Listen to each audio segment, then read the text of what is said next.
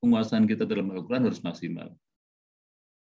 Dan Al-Quran tentu saja, kalau bicara tentang Al-Quran kan satu kata saja tafsirnya bisa multi, banyak sekali. Maka jangan sampai kemudian kita memahami ayat Al-Quran klaim bahwa itu kebenaran mutlak. Karena ternyata banyak informasi-informasi lain terkait dengan tafsir-tafsir itu. Nah, di sini saya jelaskan bahwa pemahaman sumber referensi secara kafah itu komprehensif, ya, dengan sanad yang sahih, maka insya Allah akan melahirkan sosok Muslim yang bijaksana, toleran, dan berbudi mulia. Karena gini, kenapa saya mengangkat masalah ini? Banyak di antara teman-teman GPAI yang saya sudah coba diskusi. Artinya saya mengamati juga karena saya banyak berkomunikasi atau berinteraksi dengan guru-guru. Itu ada juga guru-guru yang memahami ayat itu pas-pasan lalu menjadi sebuah kebenaran mutlak. Padahal tafsir Al-Quran begitu multi. Satu kata bisa sampai 20, 30, bahkan ratusan tafsir. Nah, oleh karena itu ketika kita memahami satu ayat, satu teks dengan tafsir yang A, bisa jadi tafsir B itu punya persepsi yang berbeda. Bisa jadi tafsir C itu seperti itu. Juga demikian hadis. Sehingga kebenaran-kebenaran kita jangan kemudian kita memutlakkan hasil pendapatnya sendiri. Maka kita perlu pemahaman secara komprehensif atau secara menyeluruh. Dan kita harus berbasis pada sanad-sanad yang sahih.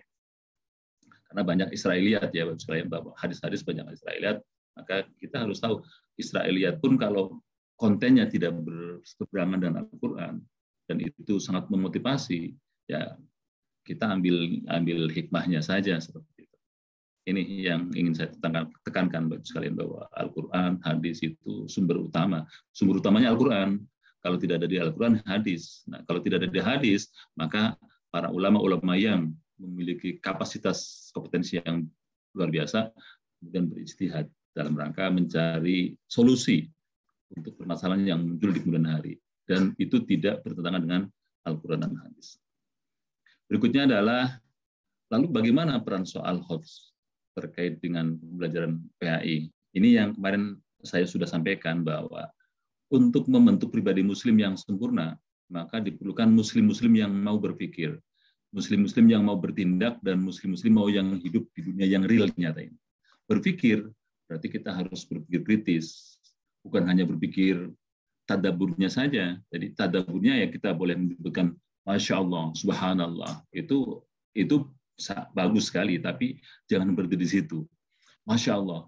Nah, kenapa begini? Kenapa begini? Oh, ini ternyata baik, ini ternyata buruk, ini ternyata manfaatnya lebih banyak, ini ternyata mudaratnya lebih banyak. Nah, ini akibat dari kita melakukan berpikir secara kritis. Jadi bukan hanya sekedar tadabur mengagumi saja, tapi lanjut untuk menelaah berikutnya. Karena kita disuruh untuk tafakkaru fil khalqi wala tafakkaruna fil khaliq fa innakum la taqdirun qadrah. Nah, ini konsep yang kemarin sudah saya jelaskan bahwa berpikir adalah sebuah keharusan bagi kita sebagai Muslim, dan berarti anak-anak kita harus begitu, berpikir kritis, kreatif, dan kemampuan pemecahan masalah. Bertindak, komunikasi, kolaborasi, literasi. Jadi karena kita hidup tidak sendirian, kita adalah makhluk sosial. Dalam Al-Quran itu manusia disebut an-nas karena fungsi manusia adalah makhluk sosial. Maka bagaimana kita untuk berinteraksi dengan orang lain? Harus ada komunikasi yang baik. Jangan sampai kemudian kita ngomong ada orang yang tersakiti. Karena biasanya Bapak sekalian bahwa penyakit itu munculnya dari mulut, baik dari makanan maupun dari ucapan. Maka hati-hatilah ketika kita berkomunikasi, tetapi jangan kemudian kita diam saja, karena kita punya tahu tentang kebenaran, kita harus sampaikan kepada orang lain. Maka itulah pentingnya komunikasi. Kerjasama juga demikian. Alaikum bijamaah. Alaikum bil jamaah. Kita harus bersama-sama dalam berjamaah, bukan hanya dalam sholat saja, tapi dalam berbagai macam aktivitas sebaiknya kita harus berjamaah. Dan terakhir, literasi itu menjadi suatu yang sangat penting.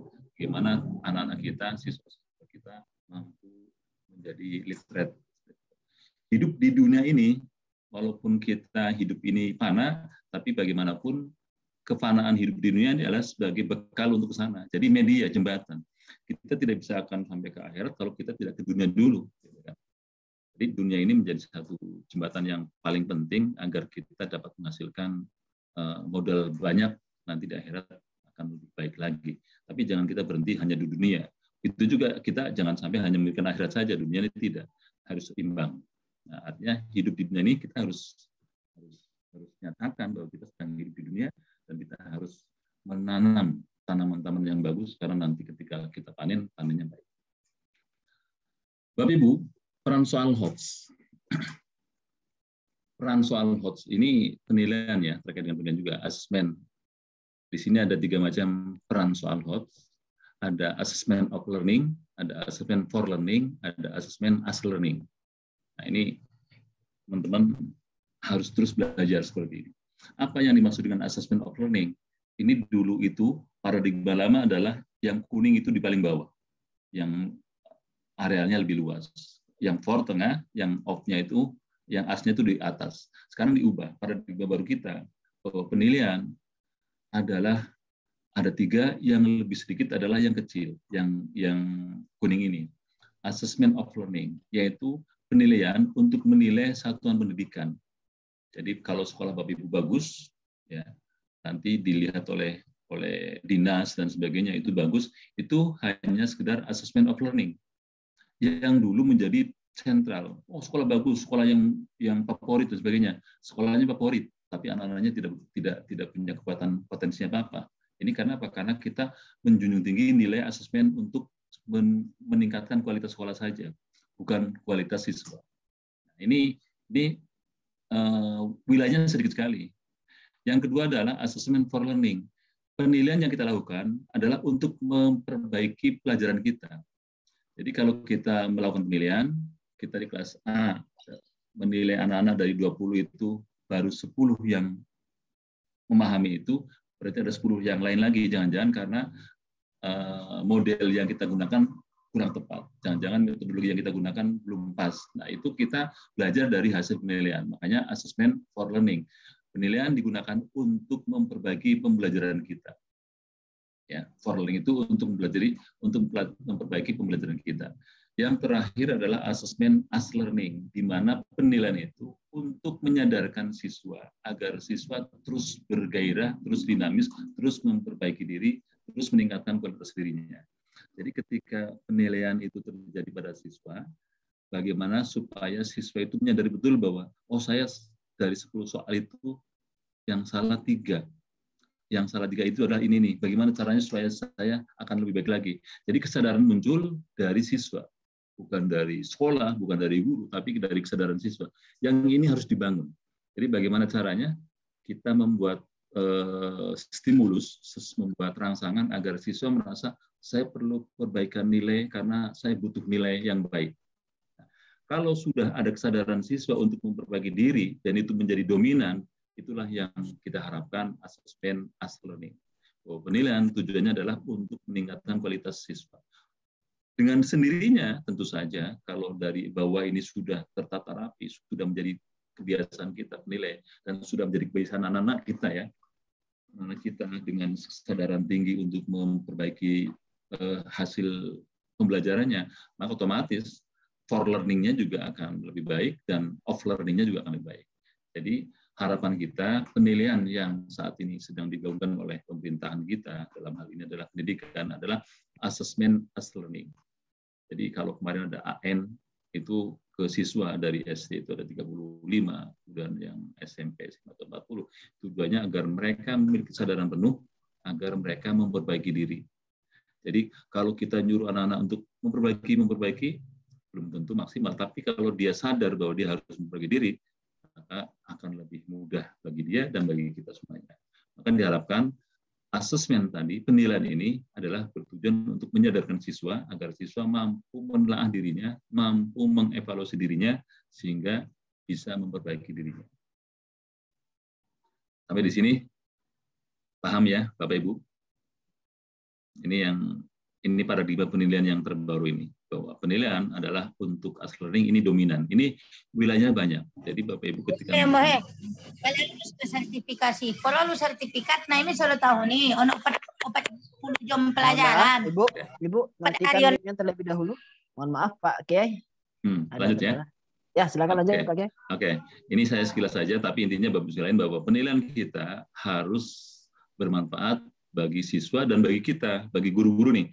Kalau bagi guru-guru itu ada for learning. Jadi asesmen itu for learning untuk guru-guru kita. Jadi ketika saya masuk ke kelas 1, kelas 7, kelas 10, lalu hasil nilainya jelek, kita jangan menyalahkan siswa dulu, tapi kita. Jangan-jangan metodologi yang saya gunakan salah, jangan-jangan media yang saya gunakan salah, jangan-jangan yang kembali ke kita. Ibda binafsik, itu yang dimaksud dengan assessment for learning. Sehingga di kelas berikutnya saya akan melakukan perbaikan karena kegagalan di kelas sebelumnya.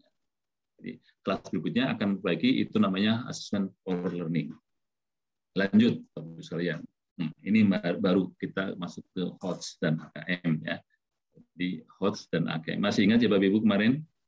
HOTS itu apa? Ada yang mau testimoni? Apa itu HOTS?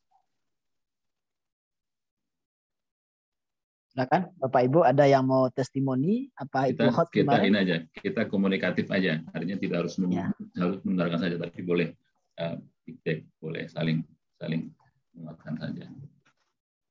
Bapak Ibu kemarin kita sudah bahas. Ada yang mau?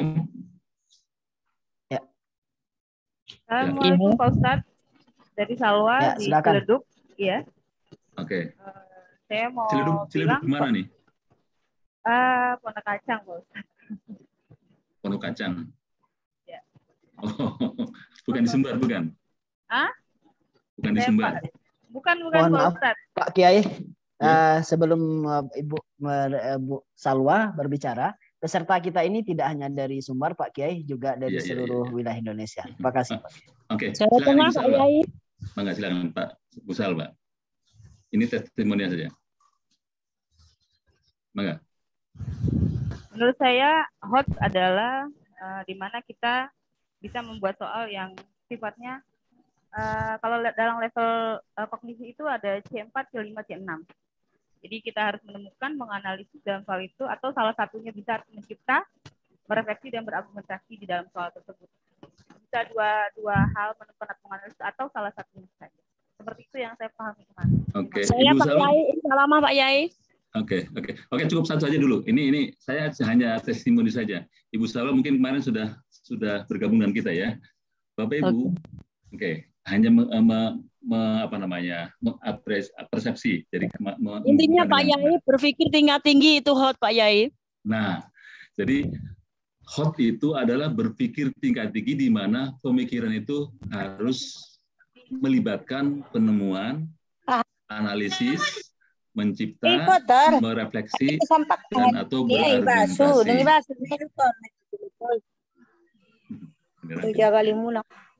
Oke, boleh yang lain di-mute dulu biar saya lanjutkan.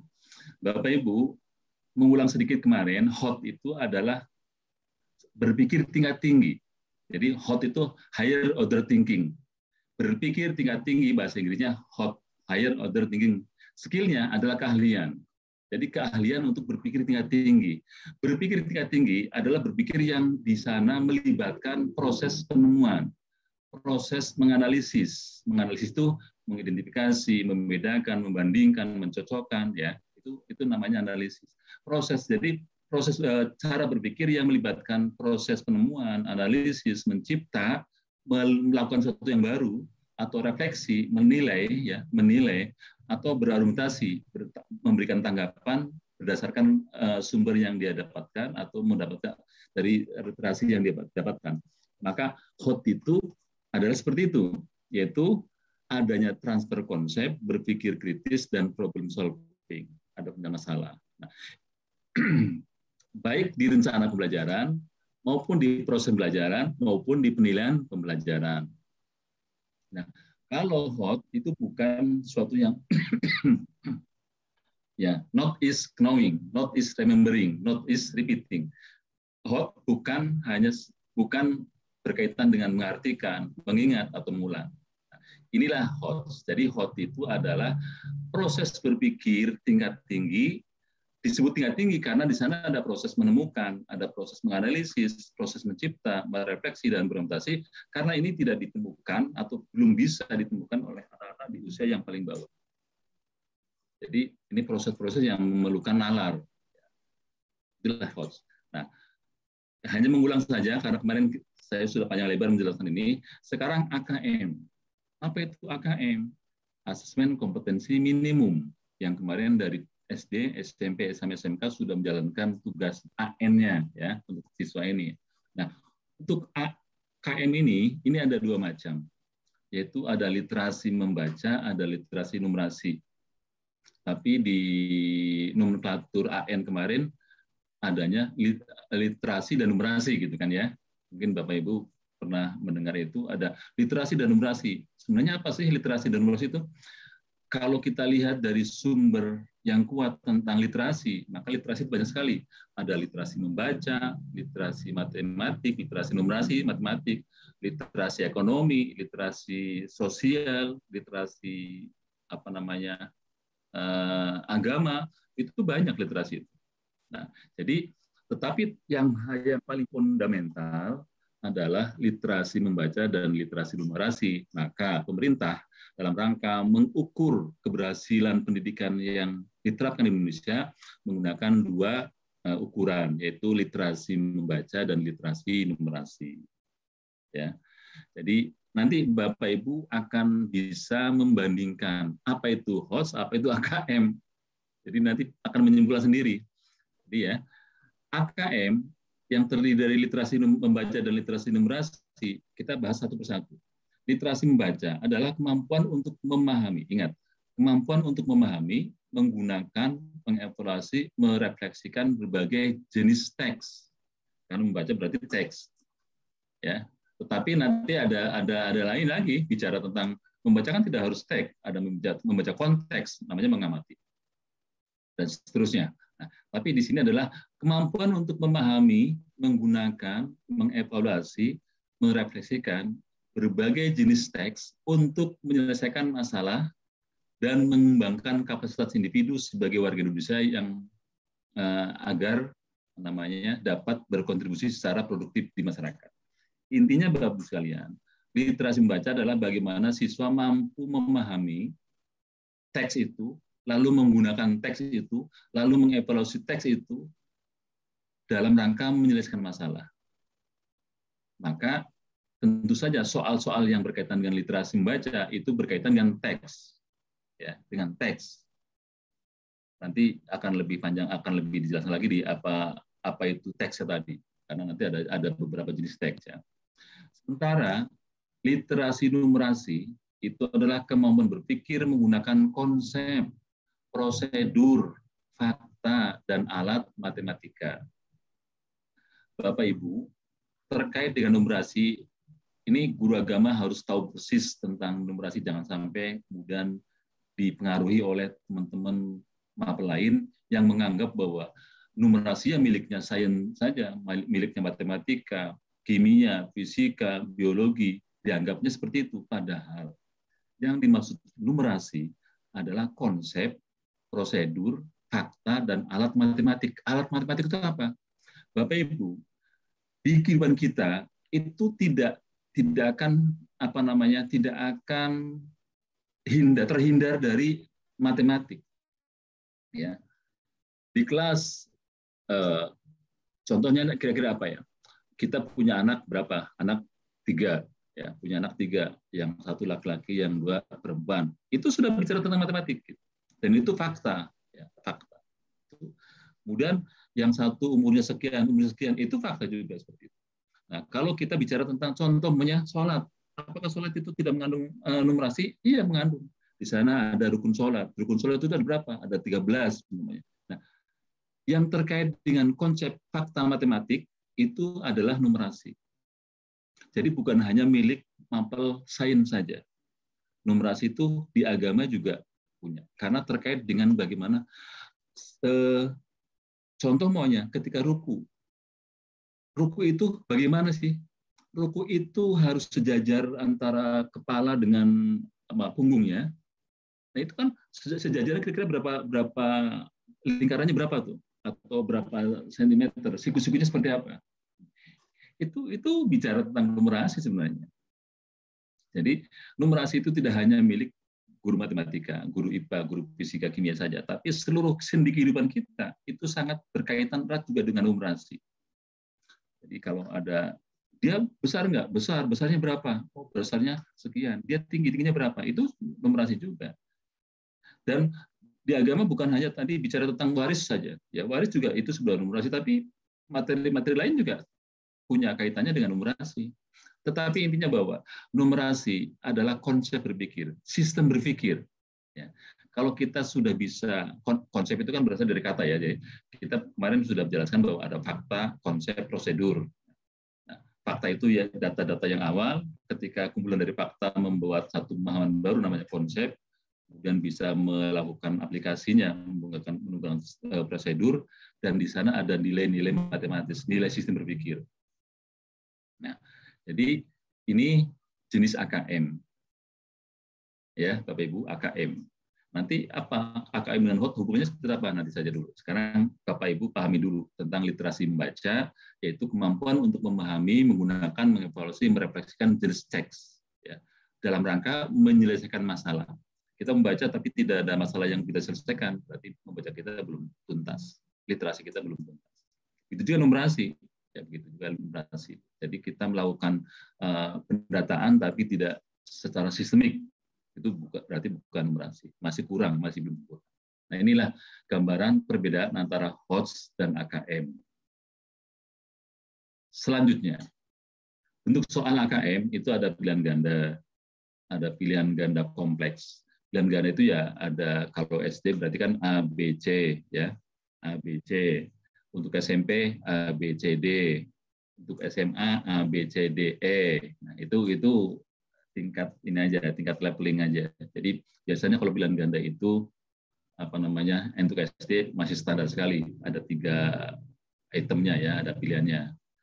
Ada A, B, C. Kalau SMP A, B, C, D. Kalau SMA SMK A, B, C, D, E. Seperti itu.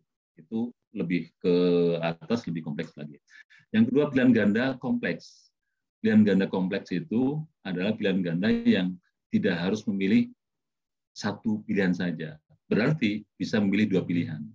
Biasanya Bapak-Ibu sekalian, kalau kemarin Bapak-Ibu mungkin milih mengisi di Google Form, itu biasanya kalau yang jawabannya 2 atau 3, itu biasanya simbolnya kotak. Tapi kalau yang jawabannya hanya 1, biasanya simbolnya adalah buletan. Kalau buletan berarti pilihan ganda saja biasa. Tapi kalau yang kotak, karena kita harus memilih, milihnya bisa 1, bisa 2, bisa 3. Jadi nanti Bapak Ibu ketika membuat soal dengan pilihan ganda kompleks, maka jawabannya tidak hanya 1. Bisa 2, bisa 3. Nah, kalau maunya di SD cuma ABC, ya berarti ada 2 pilihan yang dianggap benar. Nah, itu namanya pilihan ganda kompleks. Jadi pilihan ganda kompleks adalah pilihan ganda yang jawabannya tidak tunggal, tapi lebih dari 1. Nah, biasanya kalau dalam simbol-simbol Google Form itu menggunakan kotak, itu berarti pilihan ganda banyak yang boleh memilih lebih dari 1. Yang ketiga adalah isian. Jadi bentuknya isian, jadi mengisi. Tapi ingat Bapak sekalian, baik itu pilihan ganda kompleks, isian, menjorokan, dan urean, ini akan disebut HOTS apabila ada proses menemukan, proses menganalisis, proses mencipta, proses merefleksi, proses berargumentasi. Ya, kalau tidak ada itu belum hot namanya. Nah, ini juga boleh Bapak Ibu menjodohkan. Jadi dibolehkan membuat soal HOTS dengan teknik, dengan bentuk soal menjodohkan. Cuma biasanya yang paling banyak itu adalah uraian. Ya, uraian itu karena akan memberikan kesempatan kepada peserta untuk menjawab sesuai dengan hati nuraninya, sesuai dengan kemampuan potensi dirinya untuk menguraikan berbagai macam pemahaman yang dia miliki untuk menjawab seperti itu. Dan sebaiknya memang dari sekian banyak pilihan soal AKM, yang paling bagus adalah uraian. Resikonya kita memang ada plus minusnya ya Bapak sekalian. Kalau pilihan ganda kompleks ya, itu kita buat soalnya lumayan perlu waktu, tapi untuk menilainya mudah, tinggal buat kunci jawabannya selesai. Tapi membuat soalnya perlu waktu. Kalau membuat uraian ini membuat soalnya mudah. Yang perlu waktu adalah menilai. Ketika menilai, karena apa? Karena masing-masing peserta akan menjawab dengan uraian yang sesuai dengan kemampuan mereka, mengeksplorasi bahasa-bahasa mereka, dan semuanya punya harapan untuk dinilai, dan oleh karena itu kemudian kita harus menilai, walaupun tetap kita harus punya kunci jawaban. Tadi ada literasi membaca, ada literasi numerasi Bapak sekalian. Ya, ada literasi membaca itu apa? Literasi membaca ini ada 2 macam. ada dua macam literasi membaca. Yang pertama adalah membaca teks sastra atau fiksi, yang kedua adalah membaca teks informasi. Nah, berarti ini mah nanti akan menjadi stimulus ya pada saat Bapak Ibu membuat soal, itu stimulus. Jadi ada teks sastra. Bapak Ibu, lagi-lagi yang dipahami teks sastra itu bukan milik bahasa Indonesia saja Bapak Ibu ya. Ini umum. Bahkan kalau di AN itu ya tidak berbasis mata pelajaran, artinya bukan berbasis mata pelajarannya apa saja. Nah, sekarang kita pahamkan dulu untuk guru-guru agama yang dimaksud dengan teks sastra atau fiksi dalam literasi membaca, literasi teks sastra ini bukan semata-mata milik bahasa Indonesia, tetapi kita pun punya, yaitu teks-teks yang memiliki makna-makna yang indah. Kita membuat teks di soal stimulus dengan makna-makna yang indah, dengan majas, dengan kias, dengan berbagai macam jenis-jenis sastra, itu masuk teks sastra atau fiksi. Jadi cerita-cerita hayalan tapi ada yang jelas stimulus nanti ada mengandung pembelajaran, mengandung edukasi. Jadi walaupun itu teks sastra tapi ada edukasi. Walaupun fiksi, boleh Bapak Ibu sekalian membuat soal itu membuat karangan ya, karangan yang imajinatif ya, karangan yang sebenarnya tidak ada faktanya tapi karangan saja. Tapi orang suka dengan baca itu, maka itulah yang dimaksud dengan teks sastra. Jadi bukan hanya milik mapel bahasa Indonesia. Agama pun bisa memberikan gambaran tentang stimulus yang dimana di stimulusnya itu menggunakan teks sastra ya. Cerita tentang nenek-nenek penjual bunga cempaka dan sebagainya itu bisa di teks sastrakan. Cerita tentang Waisul Kurni itu bisa dibuat teks sastra. Jadi di samping ada sastranya, kita buat bahwa di sana ada nilai-nilai yang dapat diambil, itu boleh-boleh saja. Intinya bahwa nanti karena AKM itu didasari oleh stimulus yang panjang lebar. Nah, panjang lebarnya tadi ada bisa 1 halaman, bisa 2 halaman, bisa 1 lembar, 2 lembar. Itu mengandung teks sastra atau fiksi. Itu boleh-boleh saja. Yang kedua adalah teks informasi. Nah, beda dengan sastra. Kalau sastra lebih mengedepankan pada nilai-nilai keindahan, ya, nilai-nilai keindahan, ekspresi keindahan estetisnya, maka informasi yang memberikan informasi data-data faktual. Jadi ketika ada informasi tentang contoh tentang peristiwa Perang Uhud, itu kan contoh-contoh konkret itu. Nah, itu berdasarkan sumber-sumber yang sahih, kita buatkan itu teks informasi, baca informasi.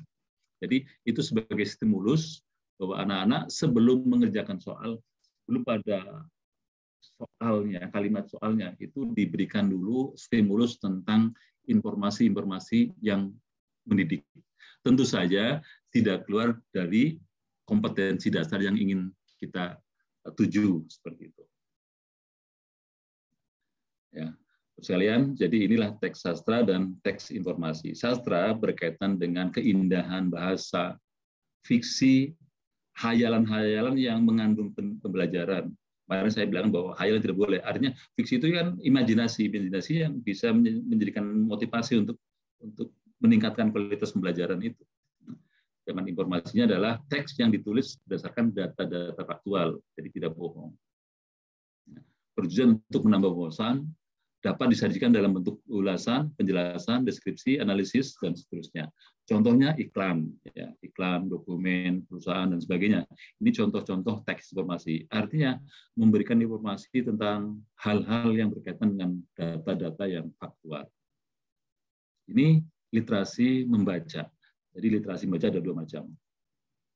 Lalu konteksnya, ya, konteks literasi membaca itu ada 3. Nanti yang di numerasi juga ada 3. Yang pertama berkaitan dengan individu. Ya. Tadi teks informasi maupun teks sastra itu berkaitan dengan individu. Itu namanya personal. Berkaitan dengan sosial budaya, maka berarti melibatkan dirinya dan orang lain, sosial, dan bagaimana peradaban umat manusia di saat itu. Gitu ya. Jadi kemarin kita bicara tentang soal hot harus kontekstual, maka konteksnya konteks yang bisa sosial, budaya, dan sebagainya. Dan terakhir adalah saintifik, di mana membaca dokumen, ya, membaca dokumen tadi bisa teks sastra, bisa fiksi, bisa informasi, tapi berkaitan dengan pengetahuan ilmiah, pengetahuan baru, fenomena alam, dan sebagainya itu boleh. Tapi ini tidak terkait dengan sistem berpikir nanti. Karena nanti kalau bicara tentang sistem berpikir, itu matematik itu nanti. Berarti numerasi. Tapi ini masih bicara tentang teks saja. Ya.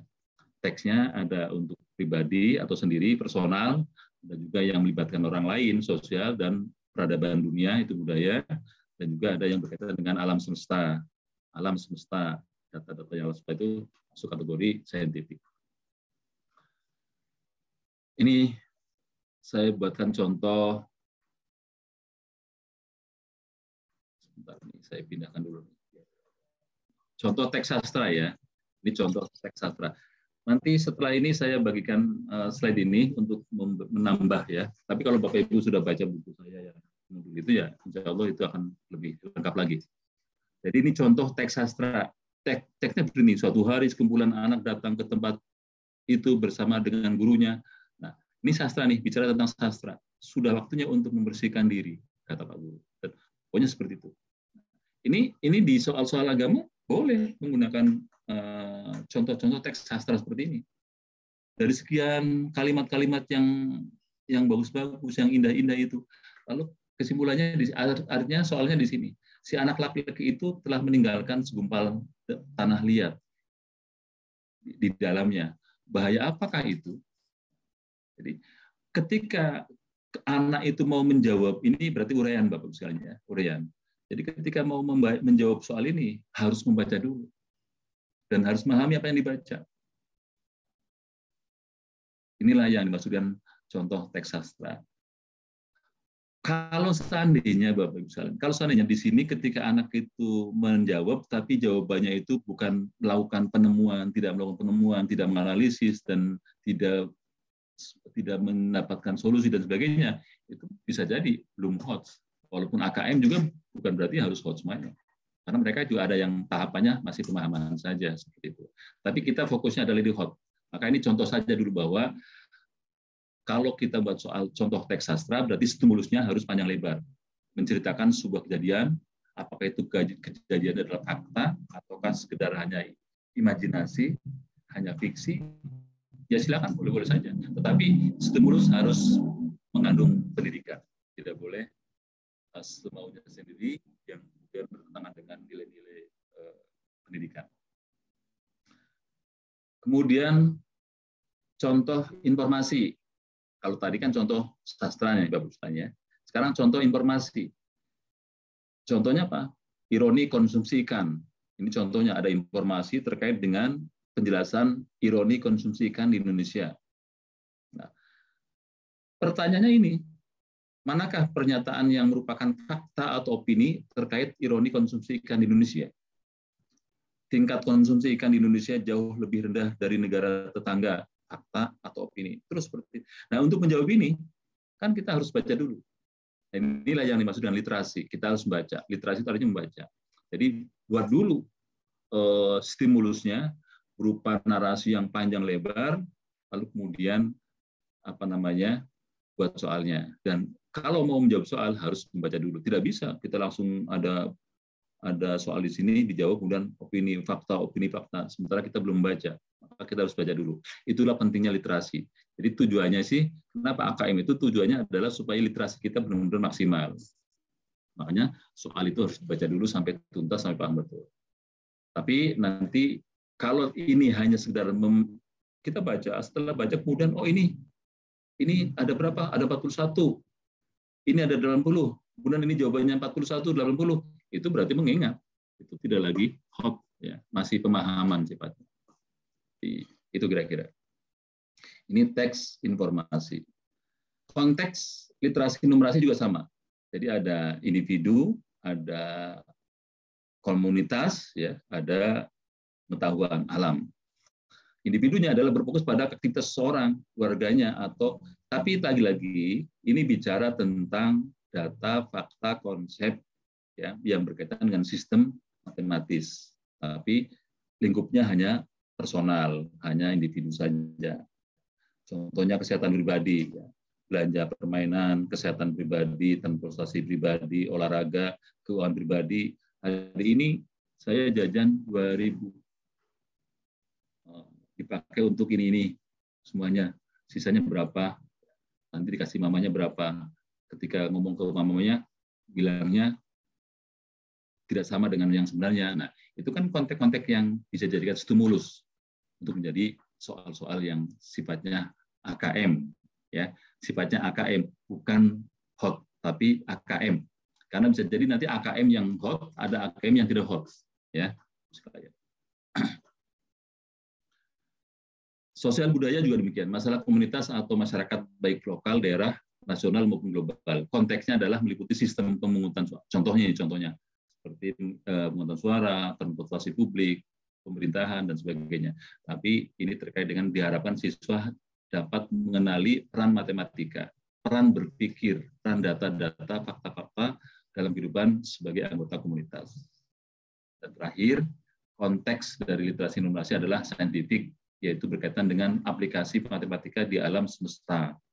Jadi lagi-lagi konteksnya yang terkait dengan keilmuan matematika yang disebut dengan intramatematika, sedangkan keilmuan yang di luar matematika disebut dengan ekstramatematika. Kita tidak terhindar dari masalah-masalah matematika. Contoh, ketika kita mau wudhu, ya, Bapak Ibu ketika mau wudhu, kira-kira tangan dulu atau muka dulu? Nah, ketika bicara tentang muka dulu baru tangan, itu sudah sistem, itu sistem berpikir. Itu matematika, itu sistem berpikir. Karena apa? Karena ada penjelasan bahwa rukun wudhu yang pertama adalah ini, yang terakhir adalah tertib. Tertib itu artinya sesuai dengan urutan, maka tidak boleh ngacak, kaki dulu, setelah kaki baru muka, setelah muka baru tangan, baru kemudian kumur-kumur, itu berarti ngacak. Padahal ada sistem berpikir. Nah, sistem berpikir itu bagian daripada cara berpikir matematis. Jadi kalau orang melakukan wudhu dengan baik, dengan runtutan aturan yang baik, itu berarti dia sudah melakukan aktivitas matematis, karena sudah sesuai dengan sistem berpikir yang sudah ditentukan dalam ajaran Islam. Ini contoh teks numerasi, Bapak Ibu. Ini contoh teks numerasi. Suatu restoran bisa menawarkan pizza dengan 2 macam topping dasar, yaitu keju dan tomat. Pelanggan juga dapat memesan pizza dengan tambahan ekstra topping. Ada 4 pilihan untuk ekstra topping, yaitu daging, jamur, salam, dan zaitun. Dina ingin memesan pizza dengan 2 macam topping berbeda. Berapa banyak pilihan kombinasi topping yang bisa dipesan Dina? Ini nalar. Ini walaupun kecil, sependek ini sudah hot sini.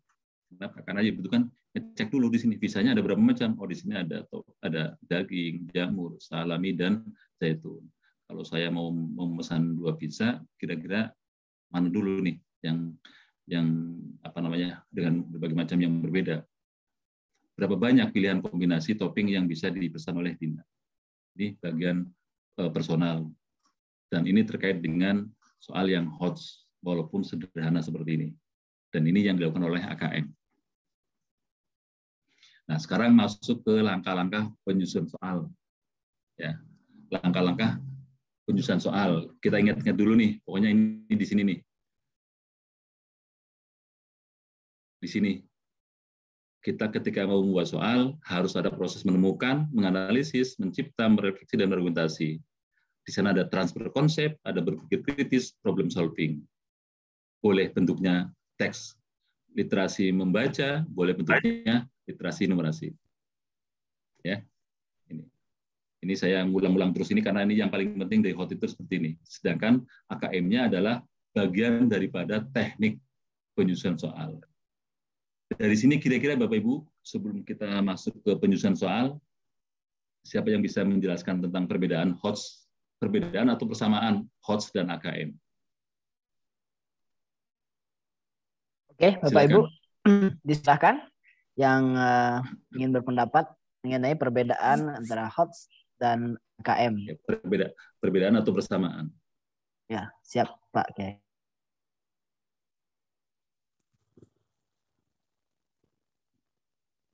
Mangga silakan supaya ada interaksi yang saya pikir biar saya bisa menilai bahwa oh berarti apa yang saya sampaikan sudah dipahami.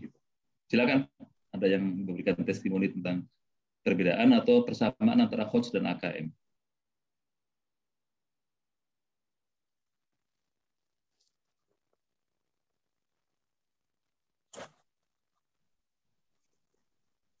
Ada yang menyimpulkan? Oke, Bapak Ibu, silakan. Menyimpulkan. Enggak pada tidur kan? Takutnya pada tidur. Oke. Tunggu, Pak.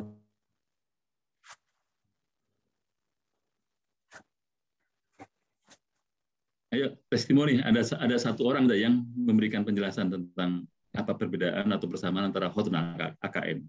Karena kita nanti buat soalnya berbasis AKM. Kalau kita membuat soal berbasis AKM, berarti kita harus membuat stimulus yang seperti ini, Bapak Ibu sekalian. Ya, membuat stimulus yang ada literasi membaca, literasi teks, literasi sastra atau informasi, atau literasi numerasi. Kalau menggunakan AKM, artinya soal HOTS tapi berbasis AKM. Tapi kalau tidak menggunakan AKM, ya kita bebas saja. Artinya stimulusnya tidak panjang lebar seperti ini. Begitu. Tetapi AKM sendiri bisa jadi HOTS, bisa jadi tidak. Kalau di dalam AKM, walaupun ada literasi yang banyak banget yang harus dibaca, tapi pertanyaannya cuma meniru saja, itu kan tadi yang meniru, mengulang, mengingat, itu kan not is HOTS nih, ya, mengartikan, mengingat, mengulang, walaupun ini stimulusnya panjang lebar, 2 halaman, tapi inti pertanyaannya hanya mengulang atau hanya mengartikan yang memang ada di teks itu, ya, atau mengingat, maka itu tidak HOTS, walaupun itu AKM. Tetapi HOTS juga, ketika stimulusnya pas-pasan, stimulusnya tidak banyak panjang lebar, maka itu bukan HOTS yang literasi, bukan HOTS yang AKM atau numerasi. Jadi sampai sini kira-kira perbedaannya apa, Bapak Ibu?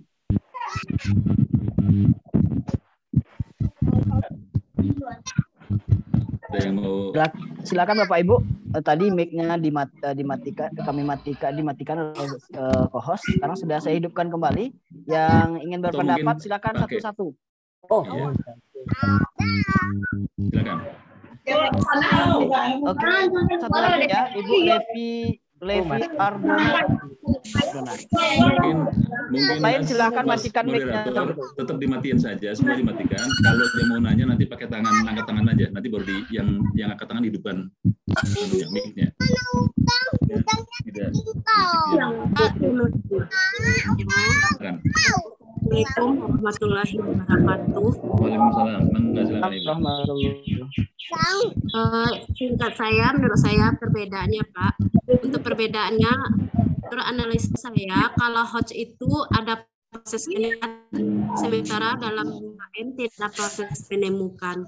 Terima kasih. Assalamualaikum warahmatullahi wabarakatuh. Moderator bisa diulang tadi apa penjelasannya?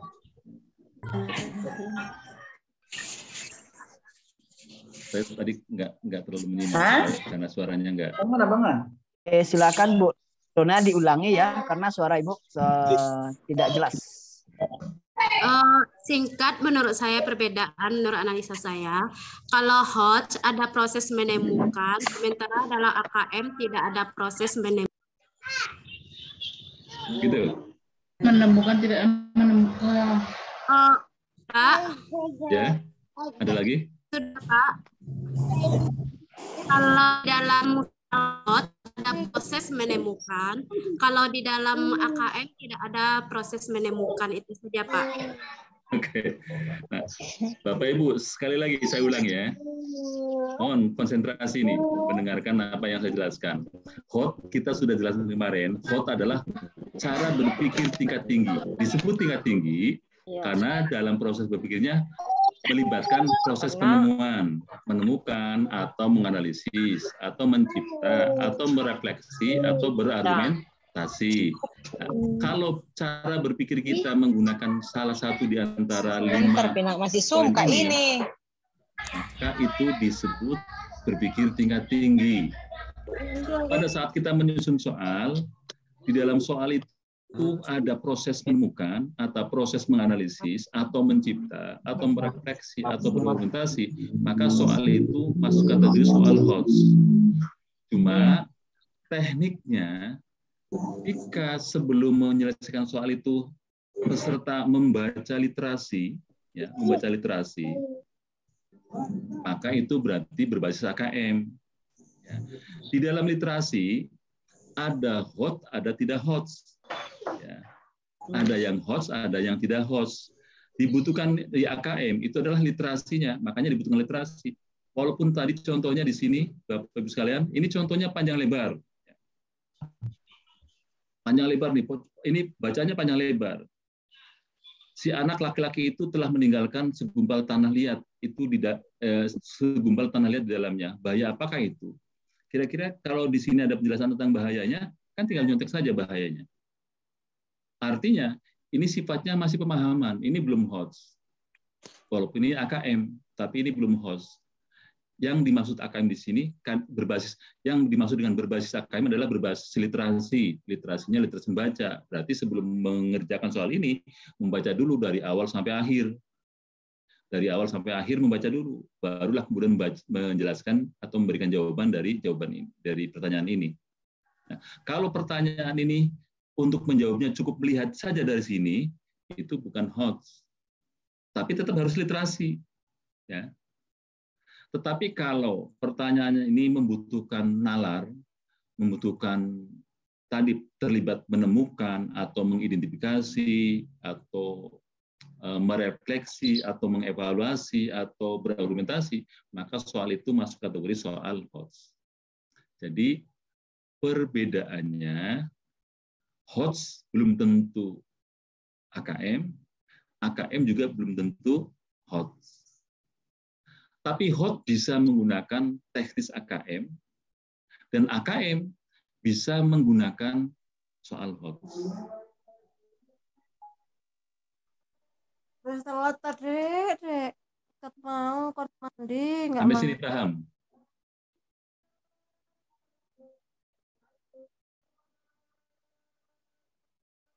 Bapak Ibu? Jadi HOTS Bisa. Sudah paham ya? Jadi bukan AKM itu bukan HOTS, masih bukan. agak bingung, ya. Pak. Berarti seperti ini apa ya, izin Gimana? menyampaikan. Perbedaan untuk soal AKM dengan soal HOTS, kalau soal AKM itu lebih kepada soal literasi numerasi ya Pak ya. Di mana literasi itu disajikan banyak teks yang cukup panjang sebagai stimulus yang isinya bisa terdiri dari gagasan pokok, kemudian kesimpulan teks, dan lain-lain. Tetapi ketika numerasi itu lebih kepada pernyataan angka ya, angka, kemudian bisa juga tabel dan grafik gitu ya Pak ya. Sistem berpikir. Ya. Sementara soal HOTS itu lebih kepada bagaimana menguji kemampuan guru dalam berpikir tingkat tinggi, di mana dalam pembuatan soal itu lebih kepada mengasah logika, pola pikir kritis, dan kreativitas siswa mungkin ya Pak ya. Ya itu aja Pak yang saya tangkap. Oke, berarti sudah paham ya. Bapak Ibu, HOT belum tentu AKM, AKM belum tentu HOT. HOT bisa AKM, AKM bisa HOT. Ya. HOT belum tentu AKM. Kalau kita membuat soal HOT, tapi tidak menggunakan stimulus literasi yang panjang lebar, kita menyusun soal HOT nih. Tapi dalam susunan soal HOT itu tidak memberikan stimulus literasi yang panjang lebar, maka itu HOT yang bukan AKM, HOT yang tidak berbasis AKM. Ya. Jadi kalau kita menyusun soal HOT adalah soal yang di sana ada melibatkan menemukan, menganalisis, mencipta, merefleksi, dan berargumentasi, tetapi soalnya itu tidak memberikan kesempatan untuk literasi. Jadi tidak ada pendahulunya, tidak ada stimulus yang panjang lebar, maka itu bukan HOT yang berbasis AKM. Begitu.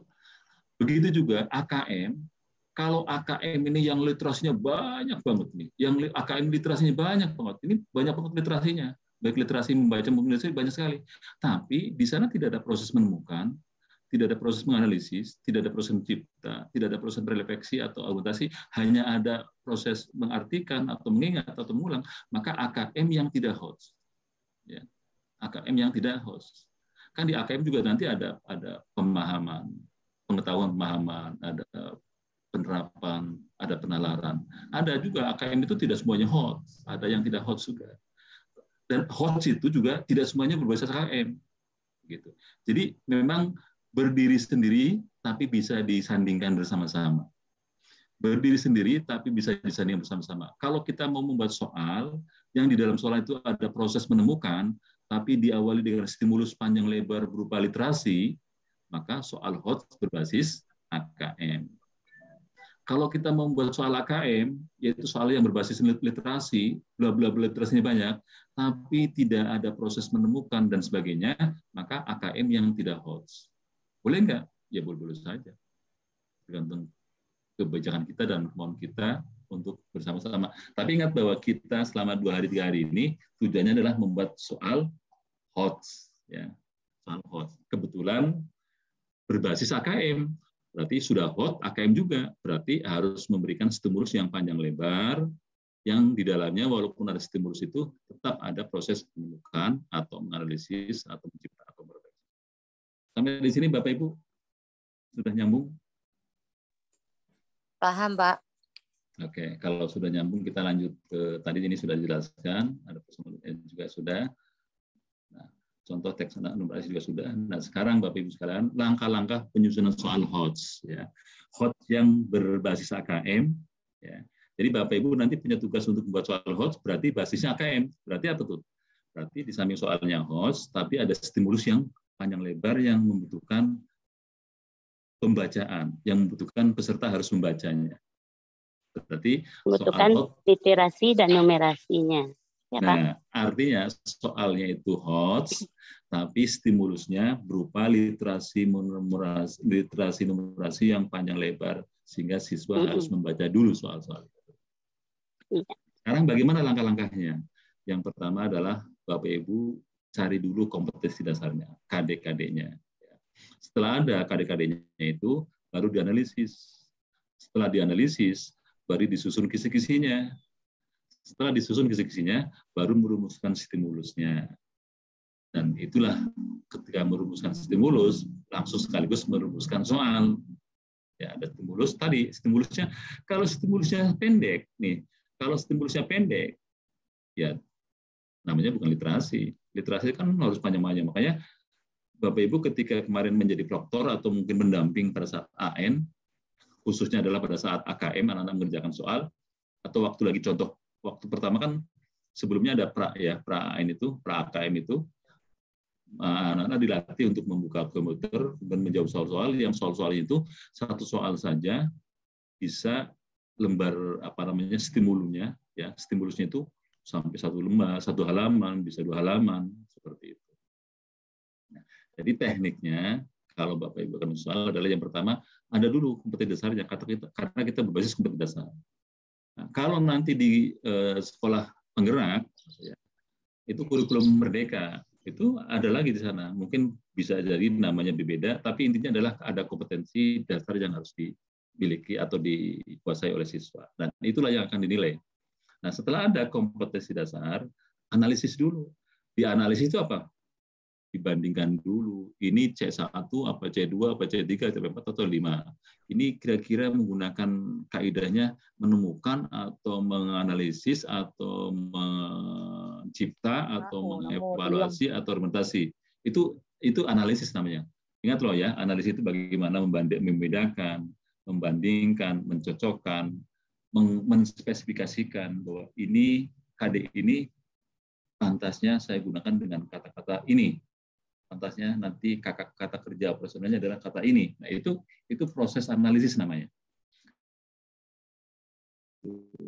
Maka baru benar menyusun kisi-kisi. Karena di analisis saja Bapak Ibu perlu pemahaman yang totalitas, ya. Analisis KD itu kenapa zaman dulu waktu pertama kali kita belajar tentang kurikulum 2013 itu ada analisis SKL, analisis KI, analisis KD. Tujuannya adalah supaya kita memahami betul apa yang dimaui oleh teks yang ada di KD itu.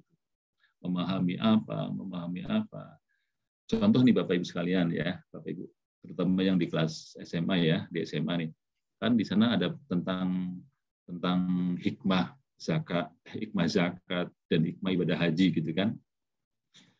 Padahal yang dituntut oleh KD adalah hikmah zakat dan hikmah haji. Tapi kita mengajarkannya kepada siswa apa itu rukun haji, apa itu wajib haji, bagaimana proses tawaf dan sebagainya, apa itu zakat, dan padahal yang dituntut adalah hikmahnya saja.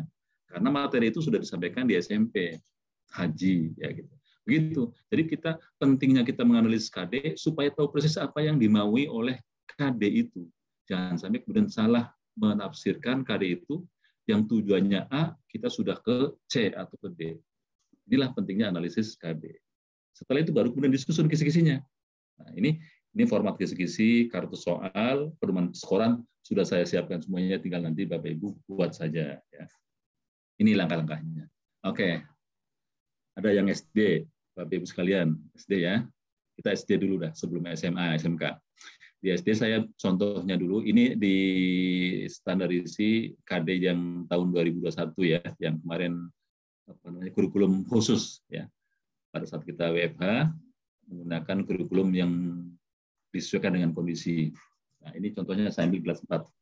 Bapak Ibu nanti bisa ngambil di kelas 1, kelas 2, kelas 3, kelas 4, kelas 5, kelas 6 ya. Nah, mari kita analisis dulu. Di sini KD 3.1 memahami makna Quran Surat Al-Falaq dan Quran Surat Al-Fil dengan baik dan benar. Ini KD pengetahuan ya. KD pengetahuannya adalah siswa diminta untuk memahami makna Quran Surat Al-Falaq dan Quran Surat Al-Fil dengan baik dan benar. Kalau kita lihat dari levelnya, Bapak Ibu masih ingat nggak level ini kemarin? Level 1 tentang apa Bapak Ibu?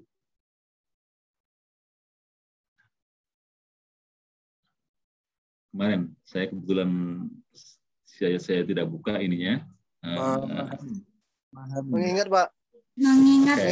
Mengingat menyebutkan. Enggak. Kalau L1, level 1 itu adalah pengetahuan dan pemahaman. Ya. Pengetahuan dan pemahaman. Kalau pengetahuan itu C1, pemahaman C2. Ya, kalau pengetahuan mengingat itu C1, memahami C2. Pertanyaannya, memahami berarti C1 atau C2? Memahami C2. Oke. Berarti levelnya level 1. Ingat ya, level 1 adalah pengetahuan dan pemahaman. Memahami adalah C2. Makanya saya tulis di sini nih. Bapak Ibu lihat di slide-nya. Berarti level 1 C2. C2 itu hot atau tidak Bapak Ibu? Bukan. Tidak. Tidak hot. Tidak hot. Hot itu dari mana? Dari mulai C berapa? C4. 4, C5, C6. Oke. Kemarin saya sudah jelaskan kalau KD-nya C2, kita tidak boleh membuat indikator C1. Tapi kita boleh membuat indikator C3, C4, C5 maupun C6. Karena Bapak Ibu diminta untuk membuat soal HOTS, maka bagaimana caranya memahami makna Quran Surat Al-Falaq dan Quran Surat Al-Fil ini dengan menggunakan soal HOTS. Berarti Bapak Ibu harus membuat indikatornya, indikator C4, C5, atau C6. Walaupun di KD-nya tetap di C2. Ini kan saya buat ini KD yang standarnya. Jadi awalnya seperti itu. Ya, contoh lagi nih Bapak Ibu sekalian. Contoh di sini di 3.3 ya. Boleh yang lain bisa di-mute dulu. 3.3 kompetensi dasarnya adalah memahami makna Asmaul Husna, Al-Basir, Al-Adil dan Al-Azim. Ini sesuai dengan kartu soal, sesuai dengan soal, ini masuknya di level level kognitif 1. Dan karena memahami berarti kognitif 2. Ini level 1. Level 1 berarti pengetahuan dan pemahaman, kognitifnya adalah C2, memahami. Nah, sementara kita disuruh membuat HOTS, berarti bagaimana caranya menginterpretasi KD ini yang nantinya menjadi soal-soal host. Karena kalau Bapak Ibu membuat soal yang sesuai dengan ini gampang kan Bapak Ibu, kalau membuat soal pasti sudah terbiasa. Contoh Bapak Ibu nih, sholat. Ya. Sholat itu rukun Islam berapa? Rukun Islam yang kedua. Itu baru mengingat. Ya, mengingat C1. Rukun Islam yang kedua adalah sholat. Itu mengingat itu C1. Ya. Andaikan hadisnya waktu itu berbeda teksnya, bahwa nomor 1 adalah, kita akan mengingat bahwa ya rukun Islam ya 1 haji.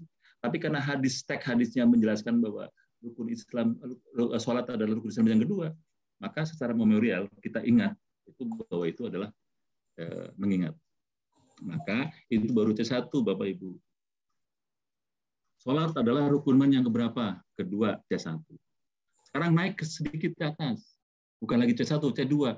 Apa fungsi sholat? Oh, sholat itu alat komunikasi. Kalau kita pengen berhubungan dengan Allah, sholat. Berarti sholat itu C2. Nah, berarti kita sudah mulai naik nih. Kalau tadi itu C1, sholat adalah rukun Islam yang kedua.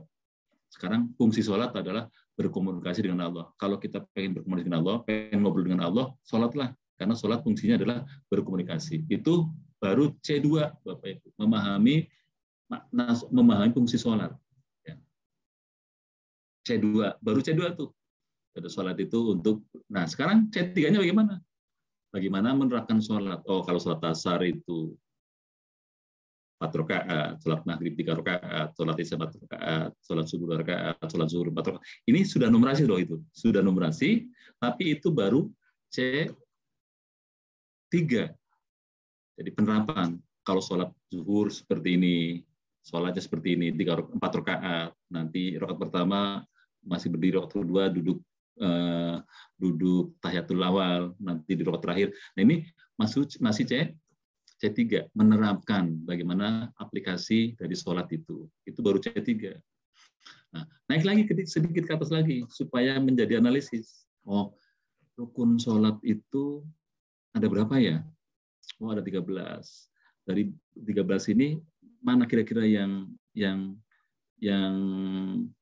apa namanya, mana yang kategorinya abad, mana yang kategorinya hayat, kan? Ada yang berat. Kalau seandainya ini ketinggalan, maka harus diganti dengan sujud sahwi dan sebagainya. Ini sudah menganalisis, sudah membanding-bandingkan antara rukun yang 1 dan 2. Kira-kira apa ya bedanya bacaan ruku dan sujud? Kok ada sama-sama subhanalnya? Itu sudah membanding-bandingkan, sudah membeda-bedakan. Itu sudah tingkatannya lebih tinggi lagi. Karena sudah menganalisis itu. Oh, sholat ini seperti ini.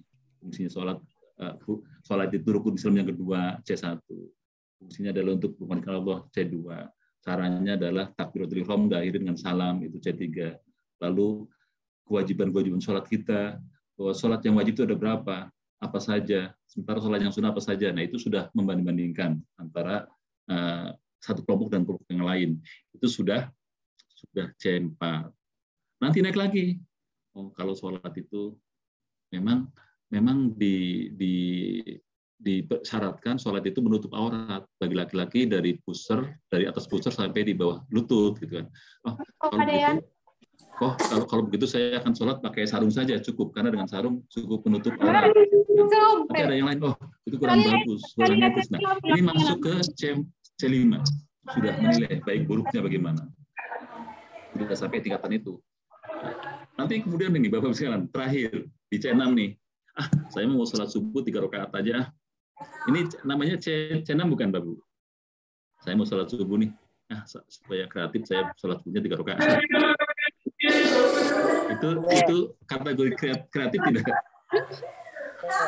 Itu yang namanya bid'ah. Jadi yang dimaksud besar. Ya, kesalahan besar. Ya, itu jangan sampai kemudian itu kreatif namanya. Berarti sudah C6, mereka sholat subuhnya sudah 3 rakaat. Itu tidak. Jadi kreatif di sini terkait dengan bagaimana kode etik ketika dia melihat bahwa sholat itu yang baiknya seperti ini, yang baik seperti ini. Saya mau kreasinya tidak terkait dengan rukun, tapi terkait dengan etika tadi. Itu boleh seperti itu. Ini tentang sholat saja, Bapak Ibu sekalian. Nah, ini contoh Bapak Ibu ya. Jadi Bapak Ibu yang SD bisa nanti ngambil di SD kelas 1, kelas 2, kelas 3, kelas 4, kelas 5, kelas 6.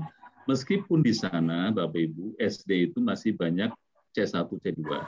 Tetapi Bapak Ibu membuat soalnya indikator pencapaian kompetensinya harus dimulai dari C4. Ya. C4.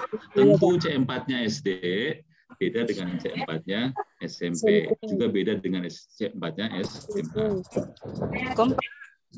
Oke. Ada yang lain? Ini Pak, contoh analisis KD ini Pak, ada contohnya dari kelas 1 sampai kelas 6 Pak.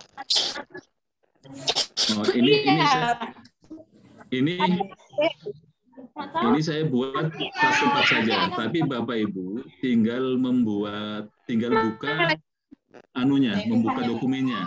Tapi pasti punya dokumen dong, punya standar isi, punya KD, ya. Punya standar isi. Kompetensi dasar kelas 1 apa saja. Nah, ini tinggal Bapak Ibu tulis di sini. Setelah tulis di sini, Bapak Ibu apa? Mohon maaf, Pak Mustahdi. Pak Kiai, dihidupkan mic-nya kembali. Tadi ada yang saya unmute out. Oke. Tadi ada pertanyaan, apakah kelas 1, kelas 2, kelas 3? Kebetulan saya membuat contoh ini untuk kelas 4 sama kelas 7 sama kelas 10, Bu. Jadi yang kelas 1, kelas 2, kelas 3-nya, tapi ini ada di KD-KD Mapel PAI. Kalau Bapak Ibu lihat di Permendikbud nomor 37, ya, nomor tahun 2017 itu, Bapak Ibu ambil aja di kelas 1 diambil, lalu kemudian Bapak Ibu lihat di sininya kata kerja operasionalnya, kata kerja kompetensi apa? Kalau memahami berarti C2 sama C1 berarti L1, ya. C2 dan C1 namanya L1. Kalau sudah C3 berarti L2. L2 itu penerapan. Level penerapan. Level L1, level 1 itu pengetahuan dan pemahaman. Kemarin masih ingat nggak? Kemarin L1, level kognitif 1 berarti pengetahuan dan pemahaman.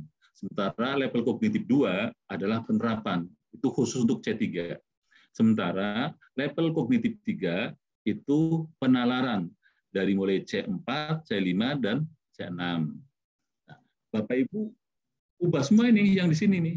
Yang ininya, yang tadinya memahami, ini tetap memahami Bapak Ibu, tapi ketika membuat soal, indikatornya indikator C4, C5, dan C6.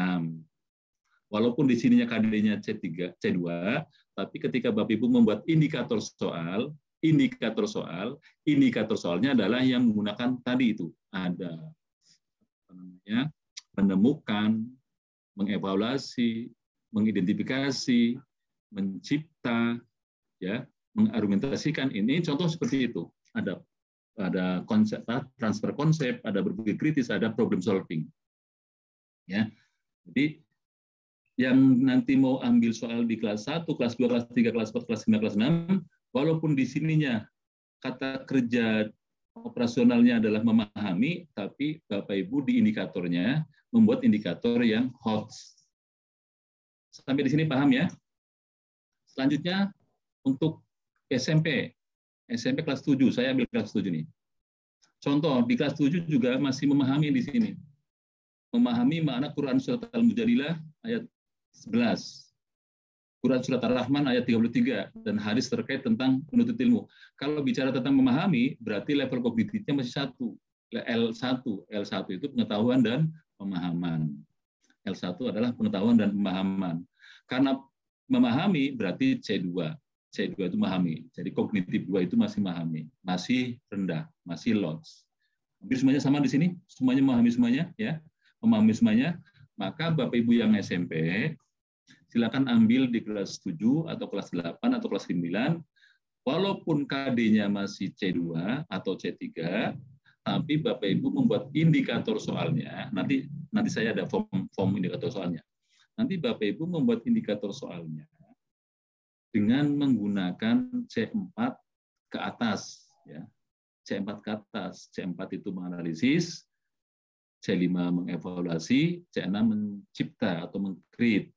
Ya, jadi karena tugas Bapak Ibu membuat soal HOTS, Kalau soal HOTS kemudian memahami di sini.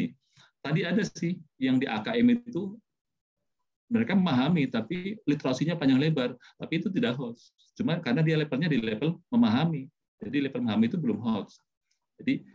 Jadi karena tuntutan kita adalah membuat soal HOTS berbasis AKM, berarti harus ada stimulus yang panjang, lalu soalnya C4, C5, C6.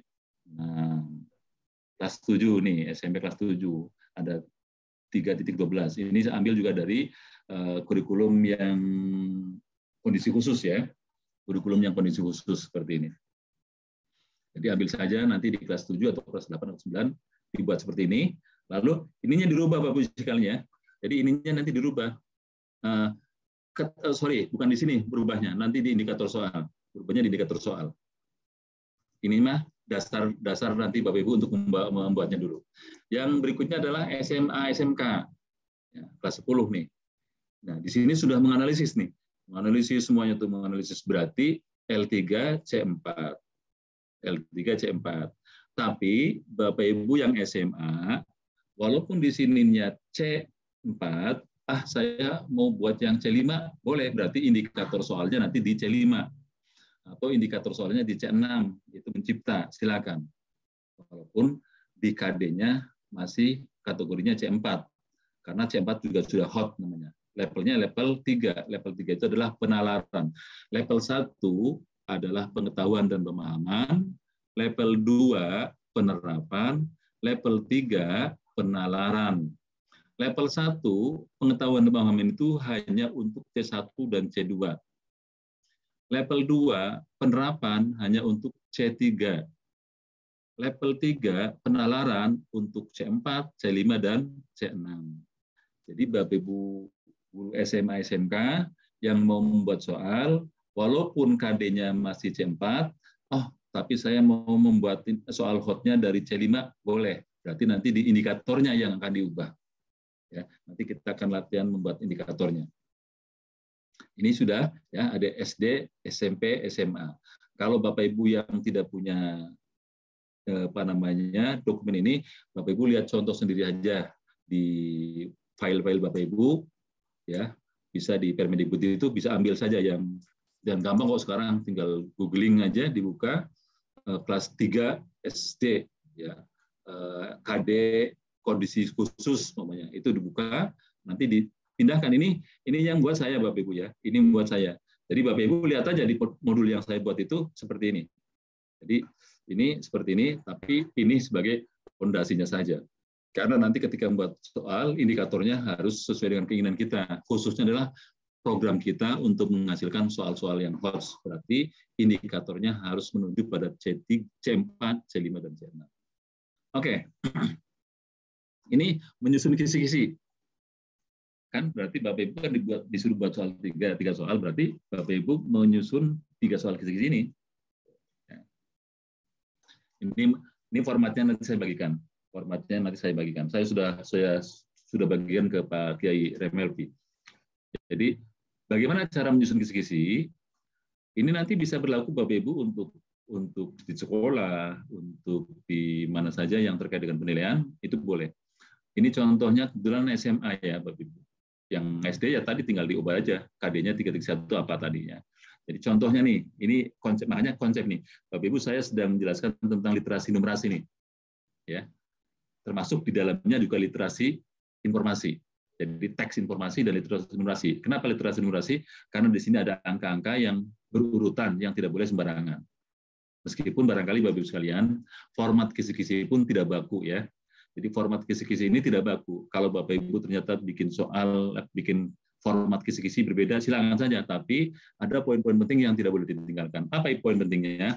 Poin pentingnya adalah kompetensi dasar harus ada. Kemudian materinya harus ada. Kelas semesternya harus ada. Indikator soal harus ada. Level kognitifnya harus ada. Bentuk soalnya harus ada. Nomor soalnya boleh ada, boleh tidak ada. Ya, karena nanti, tapi untuk mudah nanti memindahkan ke kartu soal, kita pastikan ini soal nomor 1. Nah, sekarang Bapak Ibu, ini format ketika Bapak Ibu akan menyusun kisi-kisi ya.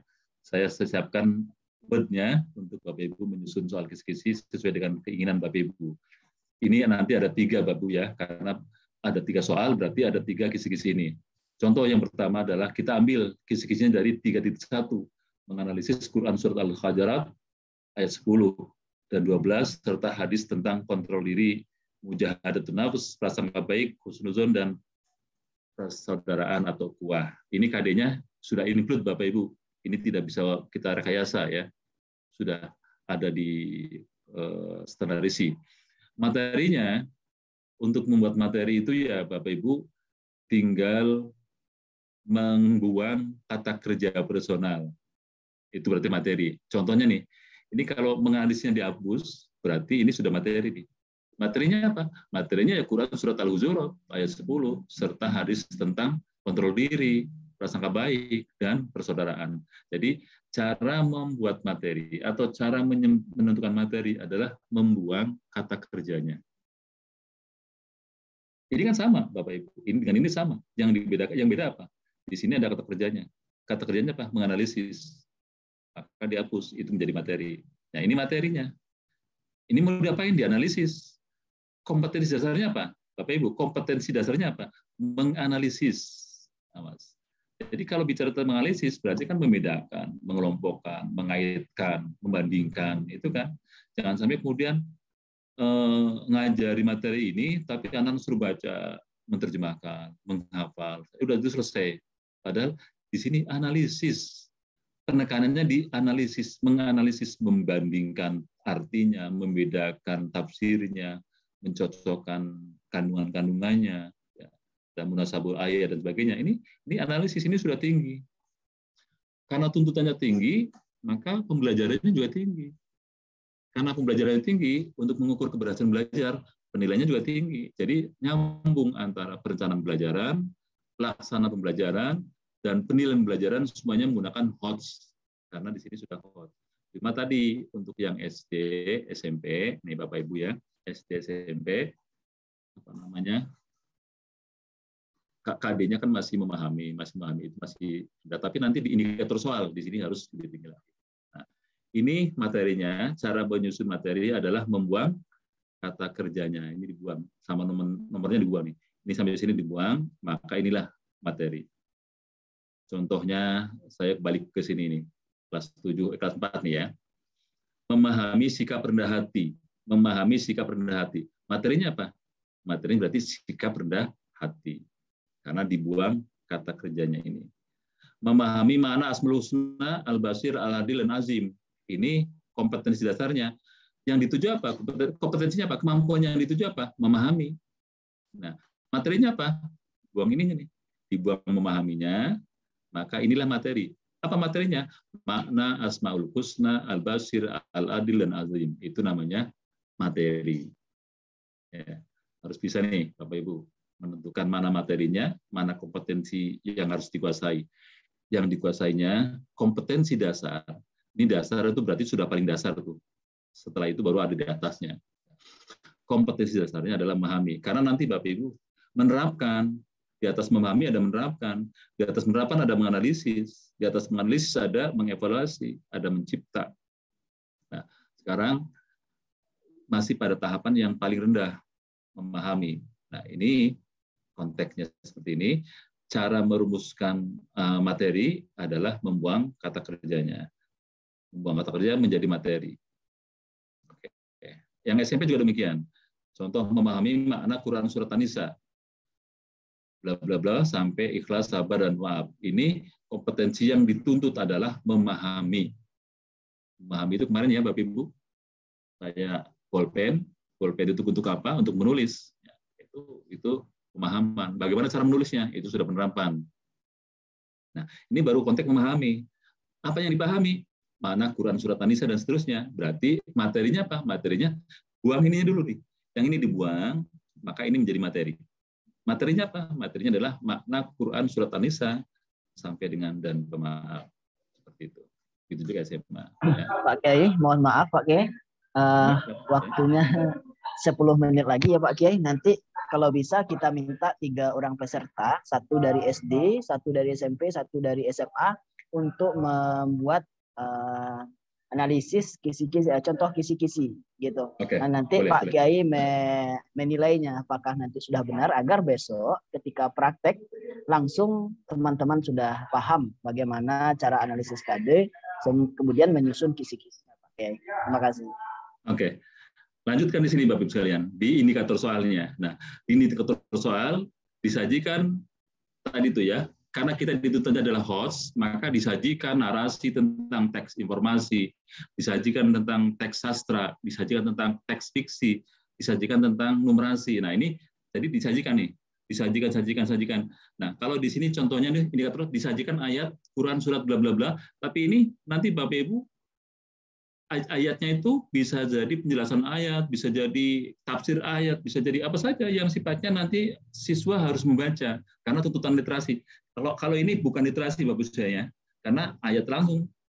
Tapi kalau harapannya nanti literasi, tinggal ditambah lagi, disajikan penjelasan tentang Quran surat, disajikan tafsir tentang Quran surat, disajikan tentang informasi tentang surat. Nah, karena tuntutannya adalah literasi. Nah, setelah disajikan bla bla bla bla, maka di sini siswa dapat menyimpulkan. Nah, menyimpulkan itu kan berarti menemukan, Bapak Ibu. Menyimpulkan itu sudah masuk kategori C4, ya. Menyimpulkan itu sudah masuk di HOTS.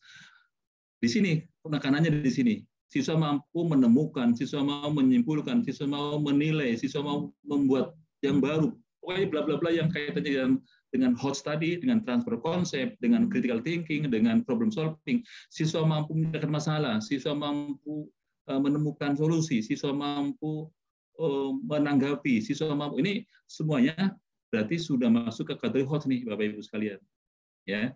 Jadi nanti di sini Bapak Ibu menyajikan narasi bla bla bla bla, siswa mampu. Contoh di sini SD nih, memahami sikap dan hati. Siswa mampu membedakan atau menemukan perilaku rendah hati pada contoh yang ada dalam teks masalah itu. Nah, itu bagian daripada. Nah, di sini sudah ininya gampang, tinggal C3 levelnya C5 karena ini sudah menilai ya, sudah menilai. Kemudian pilihan ganda. Ini contoh kisi-kisi. Jadi Bapak Ibu silakan nanti SD, SMP, SMA masing-masing buat 3 berarti kan 3 KD ya, 3 KD yang berbeda. 3 KD yang berbeda, penyajiannya beda seperti tadi juga, supaya nanti akan dinilai oleh kita bersama-sama gitu. Setelah itu Bapak Ibu menyusun stimulus. Ini punya waktu yang sangat singkat ya. Ini stimulusnya apa? Disajikan ayat atau hadis stimulusnya nih.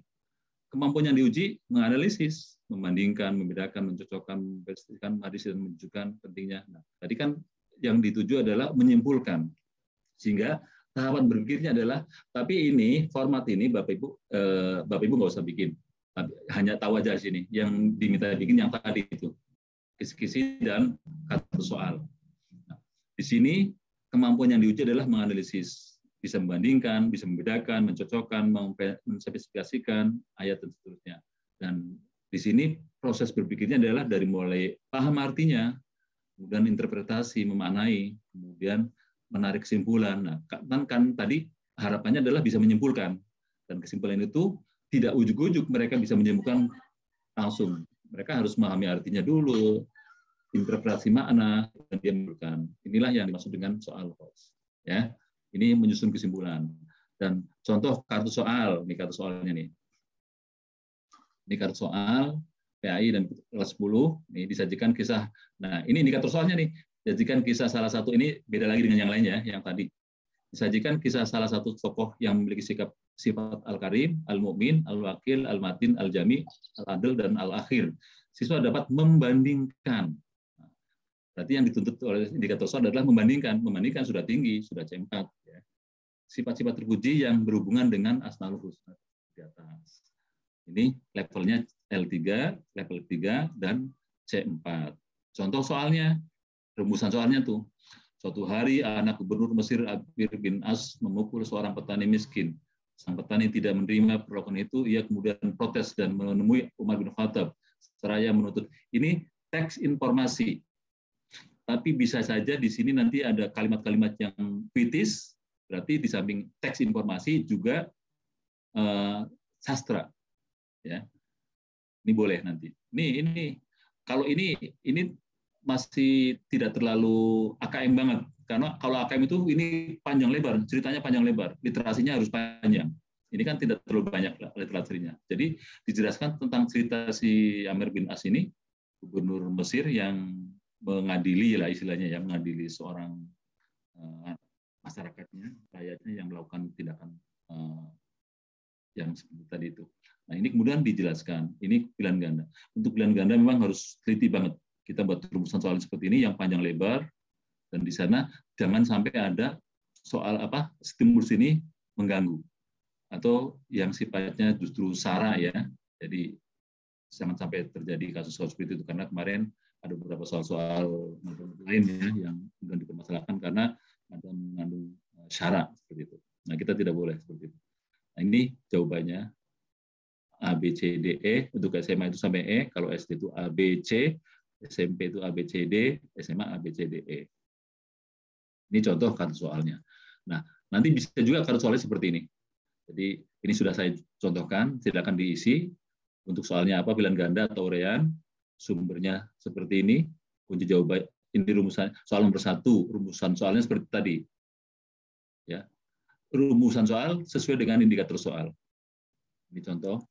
Nah, instrumen telah soalnya. Ini sudah, nanti soal sesuai dengan indikator tidak. Nanti yang akan menelaah adalah panitia di sini, panitia AGW di Sumbar ya, nilai itu. Nah, contoh pedoman persekoran. Ibu pasti sudah paham semuanya lah itu. Skor itu sebaiknya ya sesuai dengan bobot soal ya.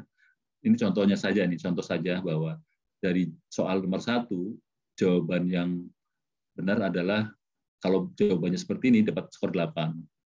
Ya, jadi ada 3 soal, jawaban nomor 1 8 skornya 8, jawaban nomor 2 skornya 5, jawaban nomor 3 soalnya 7 umpamanya. Ini saya tadi barusan otak-atik aja. Artinya Bapak Ibu yang menentukan kalau jawabannya seperti ini kira-kira bobotnya berapa. Nah, kemudian bobot ini dijumlahkan, jumlah skor maksimal ya, jumlah bobot ini maksudnya ini bobot adalah 8 ditambah 5 tambah 7 berarti 20 ya. Berarti kalau 20 nilai akhirnya adalah skor perolehan kali 100 dibagi skor maksimum. Skor maksimumnya adalah 20. Nilai akhirnya berapa di sini? Ini kan 20. Kalau di sini 8, berarti 8 kali 100 dibagi 20. Tergantung. Ini sudah terbiasa lah Bapak Ibu. Dan diusahakan soal itu harus bobotnya beda-beda. Jangan semua soal bobotnya sama semua, kecuali pilihan ganda. Tapi pilihan ganda juga bisa saja. Karena tingkat kesukarannya lebih tinggi, bobotnya beda dengan soal nomor 1 dengan nomor 2 karena bobot soalnya itu beda-beda, skornya beda-beda. Ya, tapi cara membuat pedoman penskorannya adalah Bapak Ibu menjumlahkan total skor ideal ya, skor ideal ya. Lalu kemudian untuk nantinya membagi dengan soal yang diperoleh dengan jawaban yang diperoleh oleh siswa tadi. Nilai adalah skor perolehan siswa dikali 100 dibagi skor maksimum. Ini 20, skor maksimumnya 20. Nilai siswanya terserah. Kalau nilainya 20 berarti ya 100. Kalau kurang dari 20 pasti akan berkurang seperti itu. Udah ya, oke. Itu barangkali Bapak Ibu sekalian gambaran secara sederhana kami bisa menyampaikan materi-materi itu. Silakan Bapak Ibu membuat kisi-kisi, tapi semuanya kan nanti 3 soal, ya 3 kisi-kisi dan 3 rumusan soal, termasuk kunci jawabannya juga. Oke, Pak Kiai, mohon maaf, terima kasih pada Pak Kiai untuk hari ini. Sebelum nanti kita closing,